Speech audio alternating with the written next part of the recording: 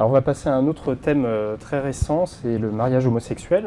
Une question de Michel là-dessus, pourquoi Nicolas Sarkozy est-il contre le mariage des homosexuels? Même dans son camp, cela ne fait plus vraiment l'unanimité. Alors pourquoi? En fait, notre droit, notre code civil est très particulier en la matière. Il est différent notamment des Espagnols qui ont mis en place le mariage homosexuel. Dans le code civil, le mariage génère la filiation et l'adoption. À partir du moment où nous légiférions pour mettre en place un mariage homosexuel, ça veut dire que de facto, il y aurait filiation et adoption par les couples homosexuels. Or, aujourd'hui, deux éléments de réponse par rapport à ça. Un certain nombre d'entre nous considèrent que pour qu'un enfant grandisse et se développe, il doit avoir à la fois un référentiel père et un référentiel mère. C'est l'avis de Nicolas Sarkozy, ça? C'est l'avis de Il refuse le mariage homosexuel pour éviter l'adoption? C'est l'avis, oui, enfin, il le dit très clairement dans l'interview du Figaro. Beaucoup de pédopsychiatres vous disent qu'en fait, un enfant, pour se développer, il a besoin de se séparer de sa mère. Ça se fait aux alentours de 2 ans. Pour se séparer de sa mère, il a besoin d'une figure qui soit un homme, qui va le détacher, que cet enfant soit un garçon ou une fille.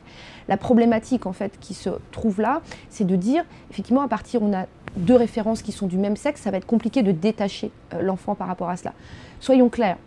Beaucoup d'enfants vivent aujourd'hui dans des couples homosexuels. Ces enfants, évidemment, ont droit à un statut juridique protecteur et il n'est pas question pour nous de le remettre en cause. Ces enfants ont certainement de l'amour et il n'est pas question pour nous de remettre en cause cela. Ce qui est sous-tend en fait la proposition, enfin ce que dit le président de la République, c'est de dire que le mariage est fait pour conforter les familles au sens d'un homme, d'une femme et des enfants.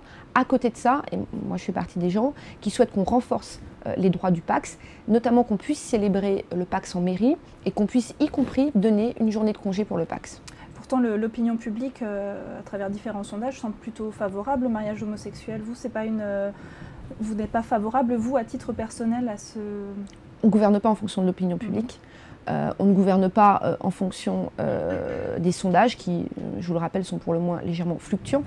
Et si on faisait ça, on rétablirait la peine de mort en France. Donc je ne suis pas tout à fait sûre que ce soit le bon prisme.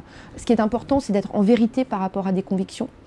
De dire qu'aujourd'hui, il nous semble que la société française, et si vous allez plus loin sur la filiation et l'adoption, là vous verrez que l'opinion publique est divergente par rapport à cela, et que nous ne pouvons pas, dans notre droit constitutionnel, mettre en place un mariage qui serait réservé à un seul sexe. C'était l'idée du contrat d'union civile qui avait été proposé en 2007. Il se trouve que c'est anticonstitutionnel, c'est dommage, mais voilà.